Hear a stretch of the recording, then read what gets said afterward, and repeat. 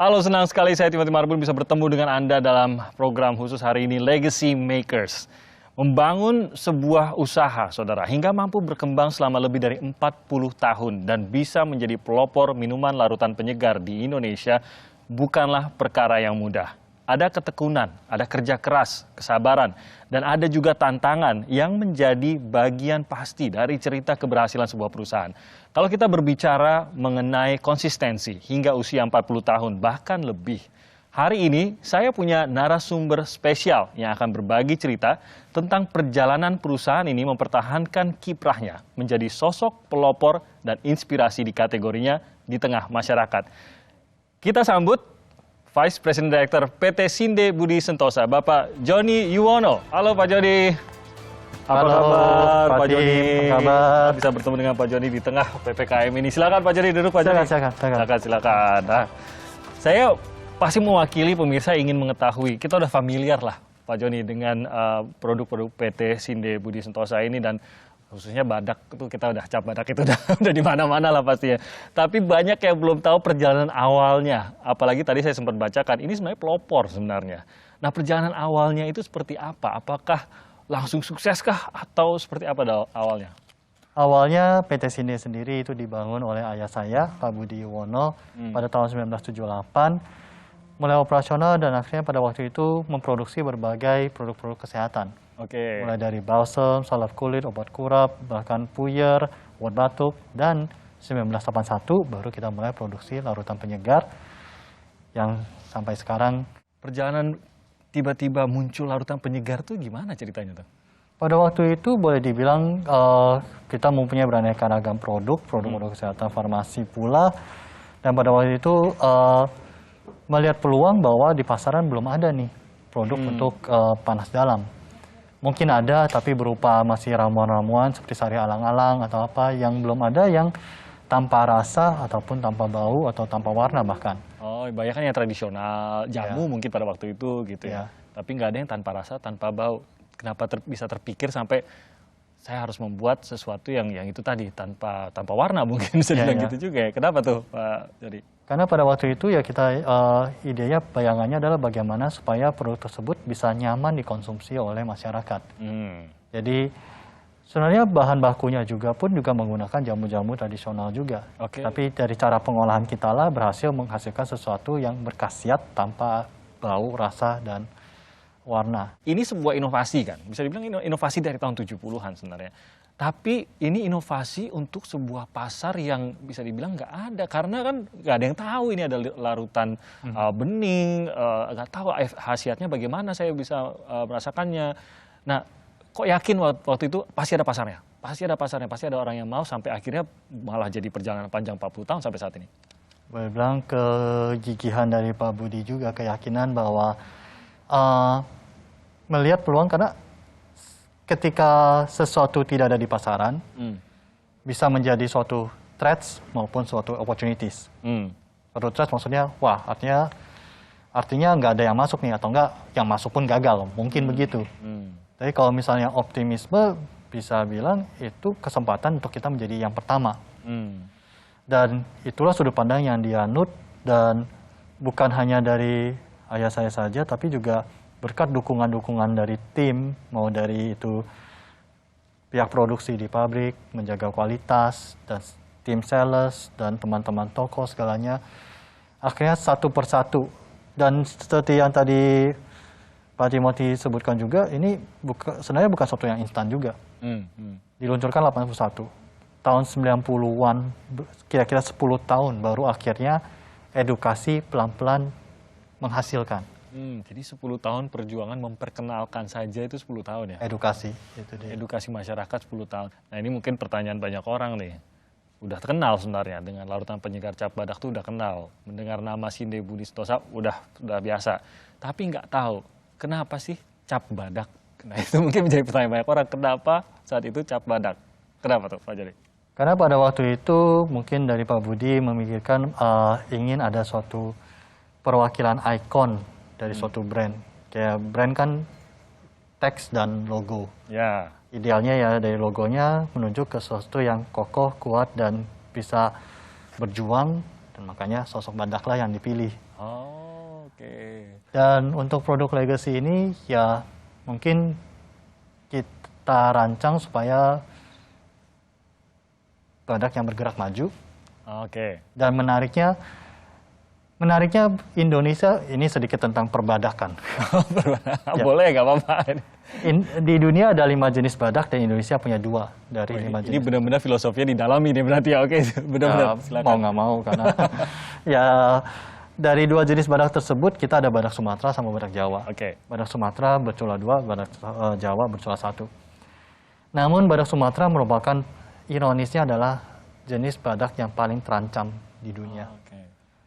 Bukan cuma jenis badak yang paling terancam, jenis mamalia yang paling terancam karena jumlahnya sudah sedikit.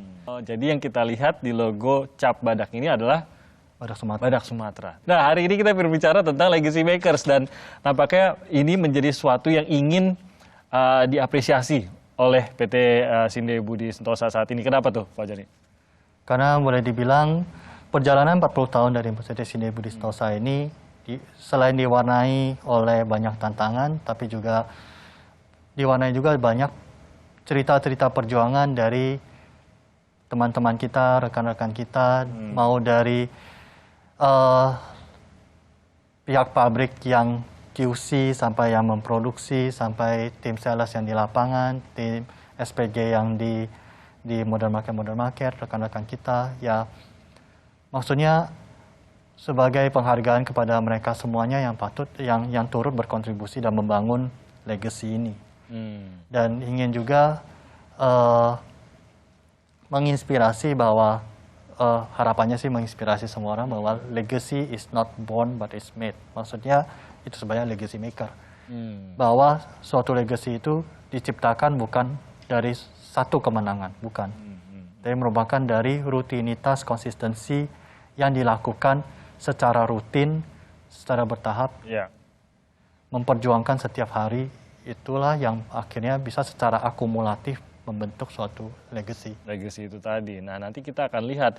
Karena saya yakin kalau kita lihat para legacy makers yang akan hadir pada hari ini, yaitu yang menjadi para tokoh legacy makers pilihan harian Kompas bersama Larutan Penyegar Cap Badak. Mereka akan kami undang sesaat lagi. Mereka akan berbagi cerita dan pengalaman mereka dengan kita semua. Jadi jangan kemana-mana, para legacy makers akan hadir usai jeda berikut ini.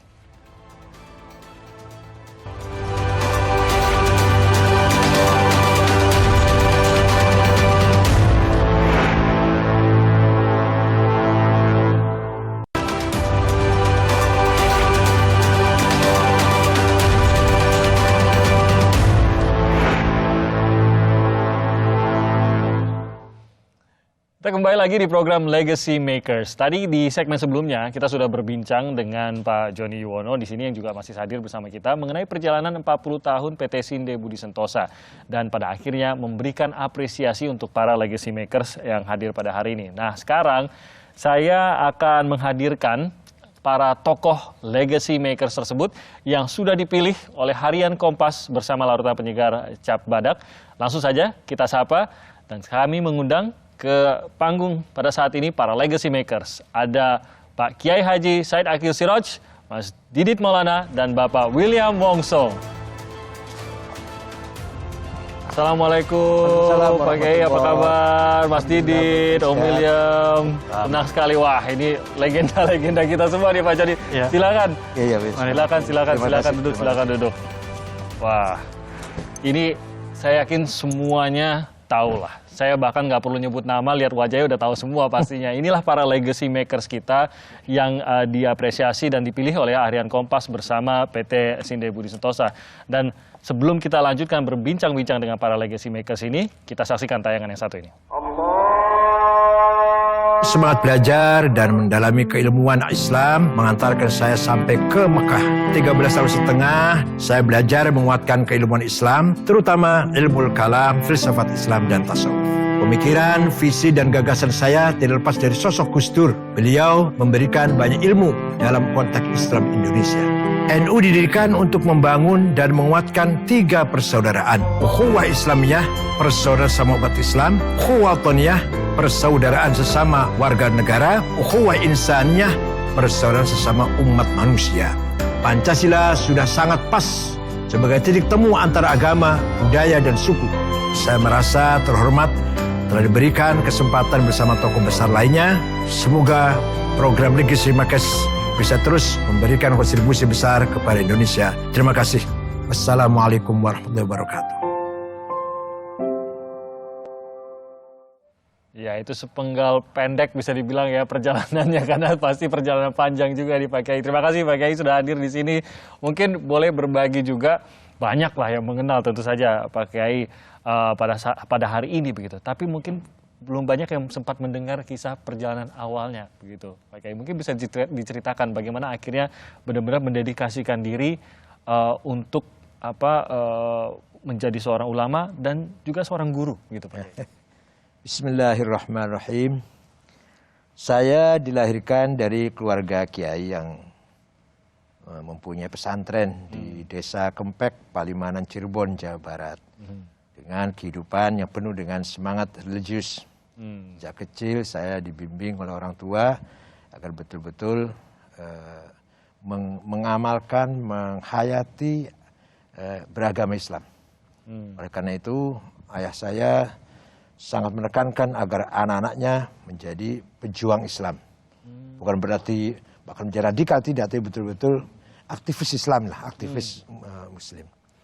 Kemudian setelah tamat ibtidaiyah, saya belajar di Jawa Timur, di Pesan Lirboyo Kediri 4 tahun, kemudian pindah ke Jogja, ke IAIN. IAIN Jogja, sambil saya belajar jurusan sastra Arab. Saya juga aktif di organisasi PMI, Pergerakan Mahasiswa Islam Indonesia, yaitu aktivitas kemahasiswaan di situ. Ada pengkaderan, ada latihan-latihan dan seterusnya yang di bawah naungan Nahdlatul Ulama. Nah, setelah tahun 78, saya mendapatkan kesempatan belajar di Universitas Ummul Qura, Makkah Al-Mukarramah. Saya berangkat ke sana. Ringkas cerita sampai 13 tahun setengah, dari S1 sampai S3. Itu ringkas ceritanya sudah super ringkas, padahal banyak sekali yang terjadi dalam masa itu pasti ya Pak Kiai ya. Ini memang kita ingin melihat lah ya Pak Joni, kita ingin melihat di titik kehidupan para legacy maker ini seperti apa yang membuat mereka, yaitu tipping point tadi yang tadi Pak Joni bilang, tapi perjuangannya juga tidak henti-henti, ada konsistensi di situ. Nah, saya ke Mas Didit. Mas Didit juga ini saya menarik melihat perjalanannya juga sebagai anak muda, kayaknya paling muda nih ya kita di sini ya Mas Didit. Wah, kita harus menciptakan legacy berikutnya kalau begitu Mas Didit. Tapi konsistensi juga untuk Mas Didit, mungkin boleh diceritakan sebelum menemukan gayanya gitu ya, seperti apa perjuangan atau target saya gitu. Di awal-awal itu perjalanan karir seperti apa Mas Didit? Karena perjalanan di industri Mas Didit ini juga bukan sesuatu yang mudah pasti. Ya. Jadi sangat menarik sekali kalau melihat perjalanannya. Banyak yang bilang saya ini salah jurusan karena dulu ambil kuliah arsitektur, tapi kemudian akhirnya jadi membuat bisnis fashion. Nah, tapi menurut saya adalah semua sudah ada jalannya, dan memang ternyata arsitektur memberikan satu pondasi mindset berpikir.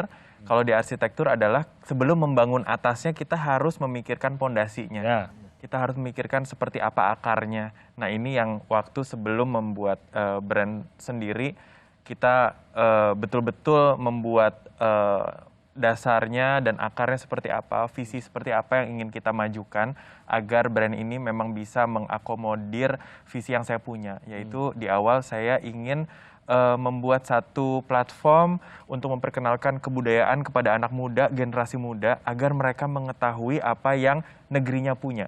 Karena dengan kita mengetahui apa yang kita punya, kita akan sangat menjadi bangga. Dan kemudian juga setelah bangga akan memudahkan untuk bisa berkarya secara kreatif, dan juga bangga untuk bersanding dengan negara-negara lain di dunia. Nah, kemudian setelah itu juga dengan visi ingin mengajak yang lain maju bersama, saya juga bekerja sama hingga saat ini dengan 200 hingga 300 perajin yang ada di seluruh Indonesia. Dan dengan berbagai naik turun, kemudian ya alhamdulillah 10 tahun akhirnya bisa sampai di titik sekarang, berbaginya terus dan juga bisa mengakomodir, yaitu memperkenalkan budaya ke anak-anak muda lewat tenun dan batik. William, Saya juga senang bisa bertemu lagi dengan Om William, apalagi pandemi hampir nggak pernah, terakhir mungkin sempat makan sekali, abis itu udah pandemi gitu. Iya, udah lama. Udah lama juga gitu.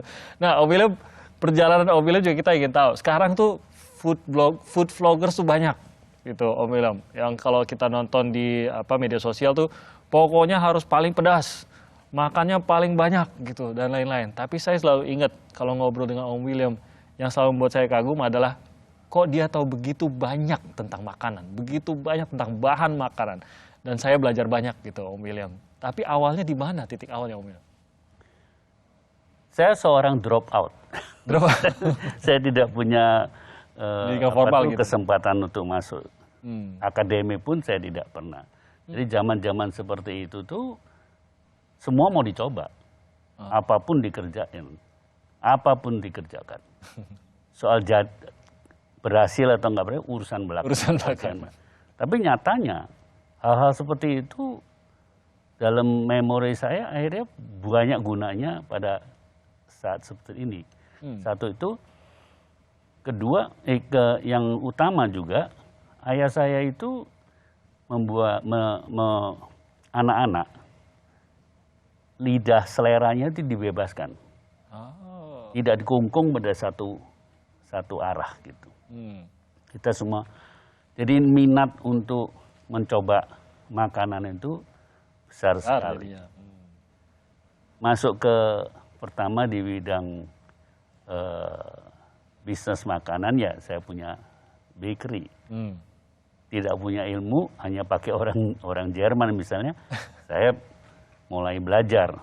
Tempatnya memang itu di Eropa. Jadi saya dulu tuh konteksnya semuanya terkait dengan budaya makan Eropa. Kalau tadi Om William bilang tidak ada pendidikan formal, lalu mendapatkan ilmunya dari mana, Om William? Karena pendidikan formalnya nggak ada, tapi ilmunya udah ngalah-ngalahin yang pendidikan formal gitu, Om William.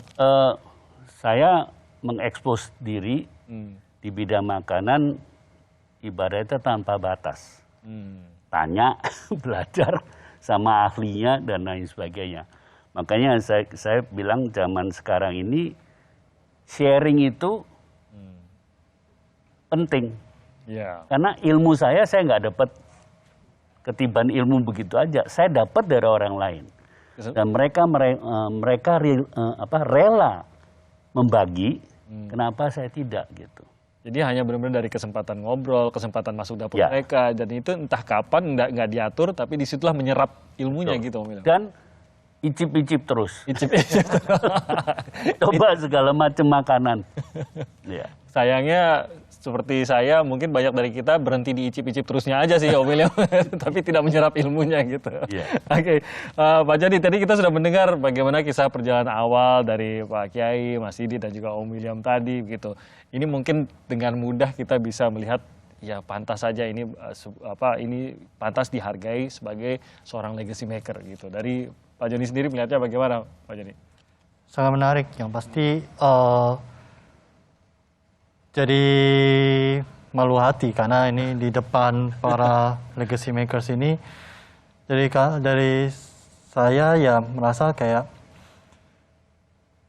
perjuangannya tidak mudah. Mungkin juga seperti ya mungkin Sinde Budi pun kalah kalau dibandingkan dengan perjuangan bapak-bapak di sini semuanya. Karena suatu ideologi, kalau kita kan ada produk. Ini kan suatu ideologi dan ketekunan dalam memperjuangkan itu selama bertahun-tahun, setiap every waking moment itu yang sangat kami salut. Tadi kita juga mendengar juga ya bagaimana Om William juga menceritakan memang belajar dari orang lain juga gitu. Jadi kita menghargai mereka sebagai legacy makers, tapi justru para legacy makers ini bercerita kita itu juga belajar gitu dari orang lain juga. Saya ke Pak Joni nih. Pak Joni juga mungkin banyak kesempatan berbicara dengan seorang legacy maker, Pak Joni, yaitu Pak Budi, gitu. Nah, mungkin ada juga tuh pesan-pesan dari sang legacy maker, Pak Budi, ke Pak Joni pada saat melanjutkan legacy yang dibuat oleh Pak Budi ini. Menariknya ketika Mas ngomong kata melanjutkan, ya pengalaman pribadi, saya bergabung dengan Sinde Budi di tahun 2011. Pada waktu itu umur masih muda, mendadak cemplung masuk Tapi pada waktu itu Pak Budi juga nggak langsung bilang, oh kamu manajer, nggak, langsung taruhnya di manajemen trainee. Oke. Ya, kamu belajar dari semua senior di dalam, lalu oke, aku belajar, tapi nggak boleh memutuskan. Oh, oke. Jadi aku belajar keliling-keliling. Pulang-pulang setelah berapa tahun menjalani, aku bilang, Pak, ini puyeng nih. Divisinya banyak, ini perusahaan kayaknya bukan perusahaan kecil lagi, ini banyak divisi, banyak SOP segalanya. Kayaknya susah untuk aku melanjutkan. Satu kata Pak Budi yang menarik adalah dia bilang, lucunya adalah siapa yang suruh kamu lanjutin? Oh, dia bilang kalau gua mau lu lanjutin, gua udah ada manajer kok, SOP udah ada kok. Tinggal lanjut. Nggak perlu lu. Aduh, keras juga ya. Jadi, lalu dia bilang, yang aku mau kamu adalah untuk mengembangkannya. Bring it to the next level. This is my legacy. Yeah. Pak Budi bilang, what's yours? Oke. Bring it to the next level, ciptakan legacy baru, dan jadi ya bagaimana bisa mengembangkan ini untuk menjadi sesuatu yang lebih besar lagi, lebih tinggi lagi, dan bisa lebih bermanfaat bagi lebih banyak orang. Wow. Kayak gitu. Ini angle yang menarik. Menciptakan legasinya sendiri Pak Jody, begitu ya, arahan dari Pak Budi. Oke, itu menjadi inspirasi juga saya yakin buat kita semua. Legacy is continued by another legacy, begitu ternyata. Dan berbicara mengenai tokoh inspiratif, nah yang satu ini akan menginspirasi. Kenapa? Karena dia masih muda nih, punya bakat, dan sering menghibur kita dengan candaannya. Langsung saja dengan Indra Jegel. Petir bukan sembarang petir, petir menyambar rumah Bang Mandra. Terima kasih yang udah hadir. Tepuk tangan untuk larutan penyegar Cap Badak. Pak, apa kabar Bapak-Bapak semuanya? Saya bangga loh ada di panggung ini bersama tokoh-tokoh inspiratif ini. Semoga saya bisa sampai ya Pak, umurnya kayak Bapak-Bapak ya. Karena saya masih muda gitu. Saya ngerasa bahwa banyak sekali orang berpikir bahwa, apalagi momentumnya ketika Sumpah Pemuda ya, banyak sekali orang bilang katanya perjuangan anak muda zaman sekarang tidak seberat ketika perjuangan anak muda di zaman dahulu. Menurutku sih setiap generasi itu punya perjuangan yang berbeda-beda. Apalagi di era sekarang. Di era sekarang tuh anak muda tuh harus pinter memilah-milah apa yang masuk ke dalam kita ya gitu. Kita harus menghindari banyak sekali hoax yang bertebaran di mana-mana. Hoax itu adalah hal yang harus diperangi di era sekarang gitu. Dan ini terjadi ya, karena sebelumnya untuk yang belum kenal, nama saya Indra Jegel, saya berasal dari Binjai. Salam dari Binjai. Saya orang daerah gitu Pak yang akhirnya merantau ke Jakarta. Hoax itu bisa sangat beredar dengan gampangnya di daerah-daerah gitu. Orang tua saya tuh sangat percaya sama grup WhatsApp keluarga. Grup WhatsApp yang filternya tuh sedikit ya, maksudnya ya. Ini kemarin gara-gara kondisi kayak sekarang, bapak saya tuh saya coba bujuk dan lumayan susah untuk vaksin. Saya ajak, Pak, ayo vaksin gitu, saya bilang. Tapi bapak saya itu tipe yang mendengar apapun dari tetangga gitu. Nanti dulu Landra katanya. Emang kenapa Pak? Kemarin Pak Rudi waktu pengajian, dia pengajian abis baru vaksin. Dia duduk lama, abis itu kakinya kebas. Pak, itu namanya bukan efek vaksin. Itu emang Bapak Budi kayaknya darah rendah itu emang. Pak Rudinya tuh darah rendah gitu. Jadi kaki kebas karena kelamaan duduk Pak gitu maksud aku. Kadang-kadang dia percaya aja gitu efek vaksin apapun gitu. Dan jujuran saya ini aslinya dari Medan, Sumatera Utara, Binjai lebih tepatnya. Orang tua saya tuh suka aslinya tuh Melayu. Banyak sekali orang yang beranggapan bahwa Medan itu Batak, Medan itu ini, Medan itu keras, Medan itu tambal ban. Pak, teman-teman, aduh, kalau ketemu saya, dari mana? Dari Medan. Oh, jaga dompet. Ya ampun, itu jokes sudah zaman kapan ya? Jangan dipakai lagi, tolong. Saya ini orang Melayu, Pak. Bapak saya Melayu asli, dan ada satu hal dari orang Melayu yang paling khas. Yaitu orang Melayu paling suka yang namanya berpantun. Ada nikahan pantun, sunatan pantun, ada apa-apa tuh berpantun. Dan untungnya berpantun tuh tidak sehari-hari dipakai sama orang Melayu. Kalau misalnya orang Melayu sehari-hari berpantun, nggak ada pemadam kebakaran orang Melayu, Pak. Ini rumah udah kebakar nih, pemadam kebakaran orang Melayu. Koran bukan sembarang koran. Koran dibaca oleh si Lutfi. Kami dengar ada kebakaran, bolehkah kami padamkan api? Rupanya yang kebakar rumah orang Melayu, Pak. Ada kuali di atas tungku. Kuali dimasak di api biru. Memang tuanlah yang kami tunggu, terima kasih telah membantu. Dibalas lagi sama dia, petir bukan sembarang petir. Petir menyambar si pohon jati. Ayo kawan hidupkan air, mari kita padamkan api. Dibalas lagi sama dia, petir bukan sembarang petir. Petir menyambar si pohon tebu. Tak usah tuan hidupkan air, rumahku udah jadi debu. Saya Indra Jegel, terima kasih. Kelamaan sih jadi debu jadinya. Oke, Jegel, terima kasih. Selalu menghibur Indra Jegel. Nah, seperti yang tadi dibahas oleh Indra Jegel, ayo kita menjadi pemuda yang menginspirasi. Seperti salah satu tokoh legacy makers kita, Mas Didit Maulana. Nah, mau tahu seperti apa perjalanan karir Mas Didit Maulana? Kita saksikan tayangan berikut ini. Visi memperkenalkan kekayaan budaya Indonesia menjadi langkah awal karir saya. Memulai dari bekerja di retail selama 7 tahun, saya melihat potensi untuk mulai membuat brand sendiri. Akhirnya, saya memilih kain asli budaya Indonesia untuk brand saya. Contohnya tenun ikat, yang belum tren di dunia fashion anak muda saat itu. Dan itu membuat saya tertantang untuk membesarkan salah satu warisan budaya Indonesia ke generasi muda. 10 tahun sudah Ikat Indonesia berjalan dan bertahan di dunia fashion Nusantara. Sebuah apresiasi yang sangat tinggi untuk saya bisa menjadi bagian dari program Legacy Makers bersama tokoh besar lainnya.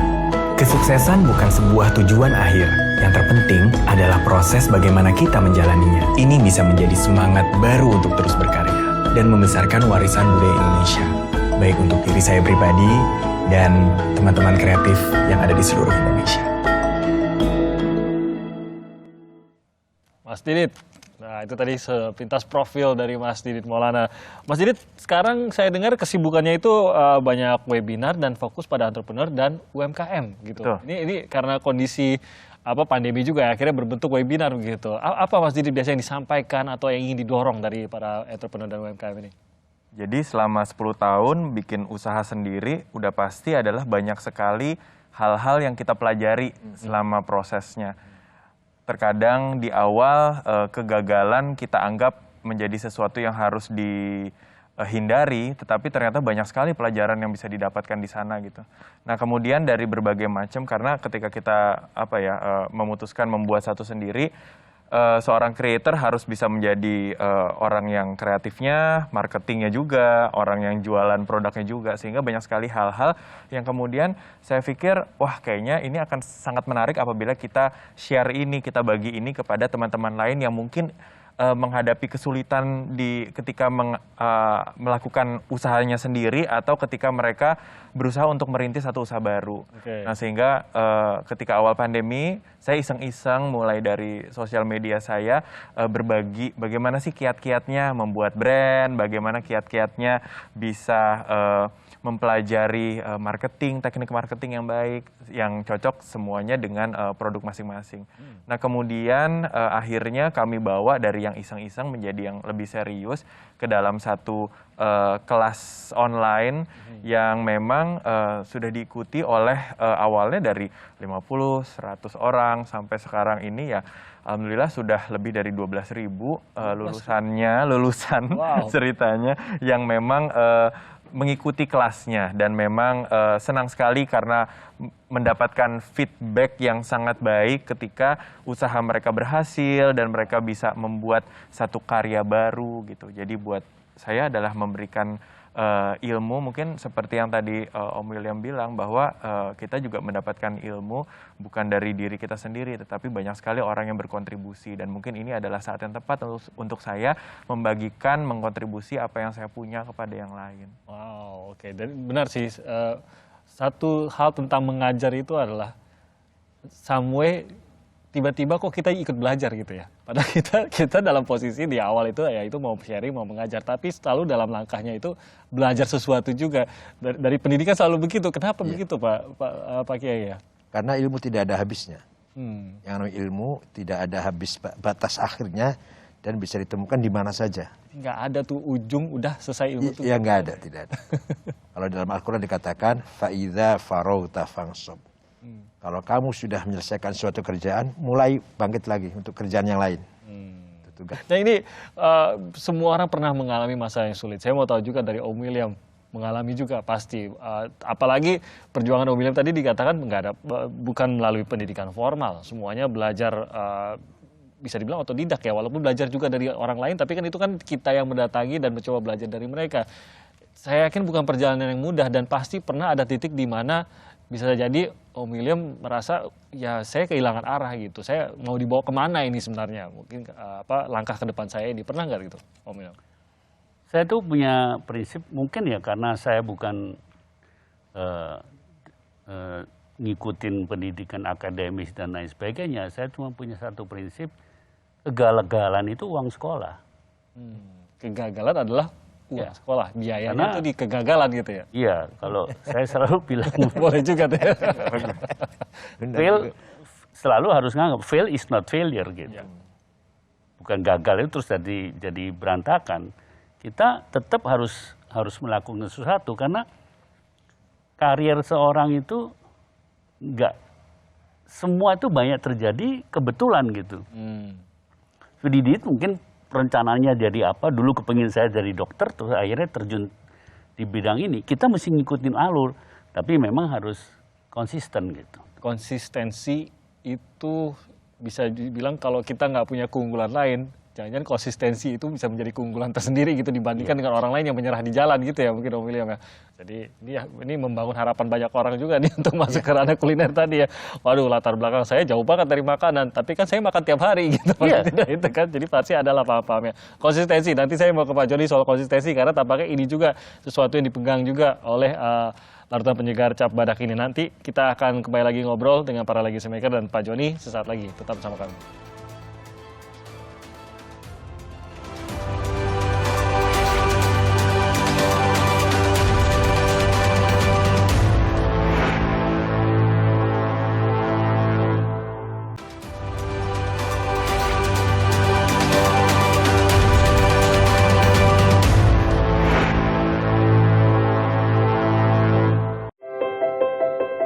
Memasak adalah bagian dari hidup saya. Dari tahun 80-an, saya bisa 4 bulan sekali ke Eropa. Saya ambil ilmu dari para ahli mendalami dunia kuliner. Kunci dari makanan Nusantara ada pada bumbu. Karena tiap bumbu memiliki karakter rasa yang berbeda. Salah satu bentuk kontribusi saya bersama Kemenko Marves, kami mempromosikan bumbu khas Nusantara ke berbagai belahan di dunia ini. 20 tahun saya memantau cita rasa masakan Nusantara agar tetap otentik. Segala sesuatu yang dilakukan dari hati akan sampai ke hati. Terima kasih, semoga program Legacy Maker ini dapat menginspirasi generasi muda. Food give no barrier to mankind. Universal taste experience. Ya, itu profil dari legacy maker kita, Om William Wongso, tadi menyebutkan bahwa memang kuncinya ada di bumbu. Itulah kenapa saya mau mengungkit, Om William, peristiwa di Frankfurt Book Fair. Saat Om William kehabisan bumbu, gitu. Udah kuncinya di bumbu, kehabisan bumbu. Akhirnya apa yang dilakukan? Karena saking membludaknya permintaan, bumbunya nggak cukup. Ya, kita salah informasi. Informasinya nggak detail. Bahwa saat itu Frankfurt Book Fair kalau nggak salah 2017 ada presiden karena Indonesia sebagai host country. Dan kita ada satu restoran disiapkan untuk host country. Tahunnya tiap hari yang nanti yang makan 9.000. Targetnya tadi berapa targetnya? Kita nggak tahu persisnya berapa. Kita nggak punya bayangan kalau ada restoran satu yang kita harus menyiapkan makanan dari negara itu. sebagai host country. Tapi nggak pernah nyangka 9.000 per hari gitu. Ya udah, saya coba diskusi. Mereka tahu stok di gudangnya banyak berkarton-karton bumbu dari Thailand. Bukan dari Indonesia yang ada. Ya saya kamuflase lah, pokoknya kita tetap nyajikan makanan Indonesia yang tidak terlalu jelimet.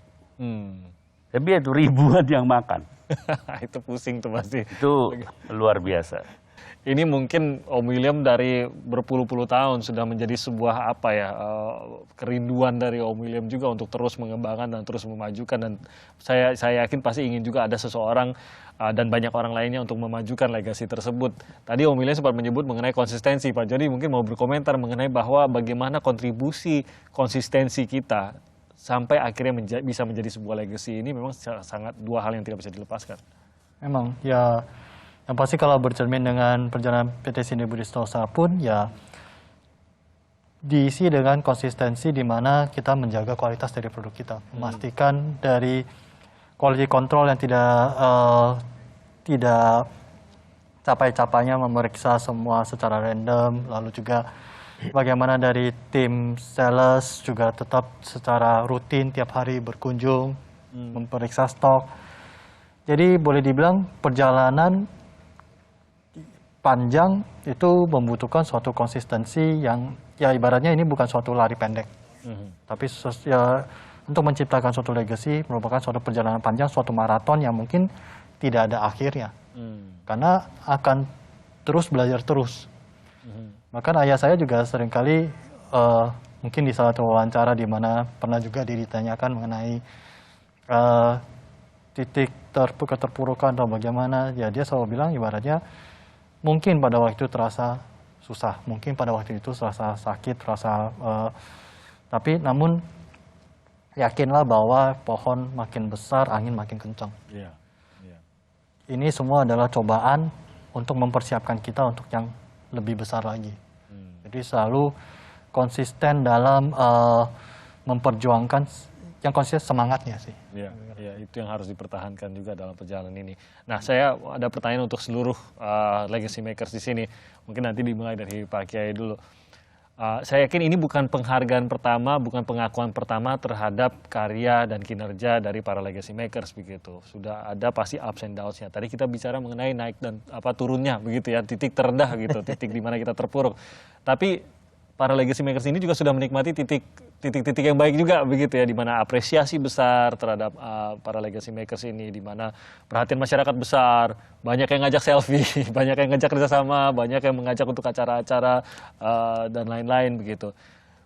Tapi di saat itu kita tahu minggu berikutnya, bulan berikutnya hidup kembali normal gitu. Mungkin seperti saya ibaratkan ya Pak Joni, kalau seorang pemain bola baru dapat Player of the Year nih, pemain terbaik tahun ini, tahun depan jadi beban. Masa saya nggak dapat, berarti saya menurun dong gitu. Ini bagaimana tuh mengatasi hal ini dan tetap konsisten dalam keseharian yang mungkin menjemukan dan membosankan gitu. Pak Kiai bagaimana? Menurut saya yang paling membahagiakan sekaligus juga membanggakan diri saya sendiri, yang saya sendiri bersyukur ketika saya bisa menjalankan tugas dengan baik. Saya pernah menjadi anggota Komnas HAM. Terus kemudian pernah menjadi anggota MPR mengganti Gus Dur. Gus Dur naik presiden yang mengganti saya. Dan saya pernah mendapatkan penghargaan termasuk orang 500 pemimpin Islam yang berpengaruh di dunia. Saya nomor 18. Saya nomor urutan ke-18. Jadi ketika saya mendapatkan amanah, tugas, dan saya mengerjakan dengan baik, itu yang paling bahagia. Itu yang paling menyenangkan. Lebih dari keuntungan materi atau keuntungan duniawi lah. Ya, apalagi kalau itu bersifat pengorbanan, pengabdian, sangat luar biasa. Saya ke Mas Didit. Kalau Mas Didit bagaimana? Tadi pasti banyak pencapaian-pencapaian, tapi ujung-ujungnya kan memang harus kembali lagi konsisten mengerjakan mulai dari hal yang terkecil, yang mungkin terkadang menjemukan dan membosankan. Jadi sama, mungkin hampir mirip dengan Pak Kiai, yaitu adalah landasan saya, purpose of life saya adalah ketika bisa berbagi dan ketika bisa mengejar passion dan bukan semata-mata profit. Karena Ketika kita mengejar passion, maka apapun yang kita hadapi di depan adalah menjadi satu proses dari perjalanan yang kita lakukan. Dan ketika banyak apresiasi, pujian, dan tepuk tangan yang kita terima, itu seperti satu bab di mana kita diingatkan untuk pencapaian yang sudah kita raih dan juga seperti memberikan satu menghapus dahaga ketika kita lelah berjalan. Dan memang hal-hal ketika kita diberikan tepuk tangan dan semua pujian untuk saya diterima sebagai sebuah blessing ya. Dan saya sangat bersyukur untuk itu. Dan memang tetapi ketika kita dalam hidup, untuk saya sendiri tidak mengejar ke prestasinya, tetapi bagaimana setiap hari saya bisa memberikan dampak yang besar sesuai dengan visi yang ingin saya capai. Nah, itu yang kemudian menjadi satu alasan untuk saya bernafas dan kemudian membagikan apa yang saya punya ke orang lain. Sehingga di tengah jalan tepuk-tepukan itu menjadi bagian perjalanan saya dan saya juga sangat bersyukur untuk itu, dan saya juga ingin membuka kesempatan yang sama besarnya juga agar semakin banyak pihak-pihak yang juga merasakan apa yang saya rasakan sekarang. Ya, berbagi itu ya yang ingin dilakukan. Om William, bagaimana membawa hari lepas hari yang penghargaan itu bukan piala. Kalau kita mau berkarya, gimana punya dampak masif ke masyarakat umum, nggak ada tuh pikirannya kita dapat piala gitu. Ya. Kalau kebetulan tahu-tahu dapat, itu satu penghargaan.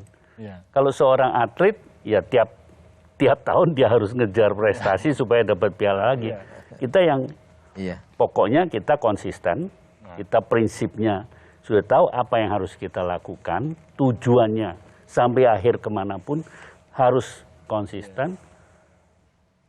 Nggak ada itu buat saya sama dengan Pak Kiai, Mas Didi. Saya nggak ada pikiran kapan saya dapat piala lagi gitu. Gitu. Kalau dapat ya syukur. Tidak ada dalam benak saya itu penghargaan hari ini satu kehormatan. Ya.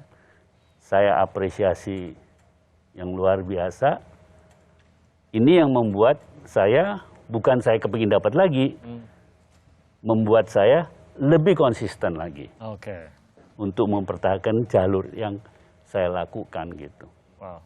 Itu pesannya untuk konsistensi. Pak Joni, mungkin pesannya khususnya untuk kita yang juga ingin mencari legacy kita juga, gitu. Para legacy makers selanjutnya, bagaimana mempelajari dari para legacy makers kita hari ini? Ya, jujur kata ya banyak belajar juga dari bapak-bapak.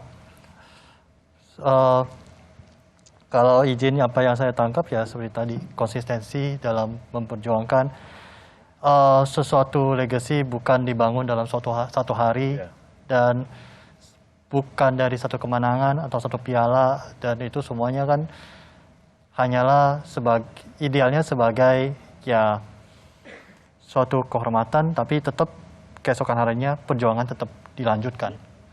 Dan walaupun akan ada masanya di mana akan berjalan sendiri di jalan yang sunyi, tapi lihatlah itu sebagai bagian dari proses untuk mencapai cita-cita yang lebih besar. Dan maybe set your goal higher, bukan untuk hanya kayak dapetin follower atau like semata, tapi lebih ke arah bagaimana bisa memberikan dampak yang nyata kepada masyarakat sekitar, ataupun seperti yang Mas Didit kepada UMKM, seperti Pak William kepada kebanggaan nasional kita rasa kepada dunia, kepada Pak Kiai juga untuk kedamaian, untuk kemajuan dari ideologi. Dan aku rasa juga kami dari sini Budi Swasta juga melakukan suatu kehormatan bagi kami bisa bersama-sama berbincang-bincang, dan berharap juga bisa tertular nih semangat yang untuk konsisten mempertahankan kualitas kita, mempertahankan dan memperjuangkan supaya kita bisa berkontribusi lebih banyak lagi bagi Indonesia dan dunia. Setuju. Dan saya yakin kita juga semua yang menyaksikan juga terinspirasi oleh perjalanan dari ketiga legacy maker kita. Nah, kita saat ini sudah berada di penghujung acara kita. Dan sebagai puncaknya, Pak Joni akan memberikan penghargaan untuk ketiga legacy makers yang sudah dipilih oleh Harian Kompas bersama larutan penyegar Cap Badak. Untuk itu, saya persilakan Pak Joni dan juga saya persilakan dari Om William, Mas Didit dan juga Pak Kiai untuk berdiri ke depan. Ini akan diserahkan oleh Pak Joni kepada ketiga legacy makers kita. Silakan. Yang pertama untuk Pak Kiai Haji Said Akil Siraj untuk legasinya yang Terima kasih. konsistensinya. Terima kasih dan selamat untuk Pak Kiai. Kita lanjutkan ke Mas Didit. Mari Pak. Legacy maker kita selanjutnya Mas Didit Maulana yang sudah mempersembahkan untuk dan juga bersharing bersama UMKM pada saat ini. Jadi saya harus menjadi bagian dari 12.000 yang tadi disebutkan Mas Didit juga. Dan legacy maker ketiga kita penghargaan dari PT Sinde Budi Sentosa untuk Om William Wongso, seorang yang selalu juga konsisten dalam menyajikan gastronomic diplomasi ke seluruh dunia mengenai kuliner Indonesia. Dan selamat kepada seluruh legacy maker kita. Tapi selain selamat, kami juga mau mengucapkan terima kasih untuk legasi yang sudah diberikan bagi negeri ini. Dan tentu saja kami terus mendoakan kesehatan dan juga kemajuan bagi seluruh legacy maker kita dan juga terus berdampak bagi masyarakat. Dan saudara, itulah ketiga legacy makers pilihan Harian Kompas bersama larutan penyegar Cap Badak. Terima kasih kepada semua yang sudah terlibat dalam acara hari ini. Terima kasih kepada Pak Joni, terima kasih kepada Om William, kepada Mas Didit, dan juga Pak Kiai yang sudah bergabung bersama kita pada hari ini. Kita sudah tiba di penghujung acara. Terima kasih juga untuk Anda yang sudah ikut menyaksikan acara kita hari ini, dan sampai jumpa.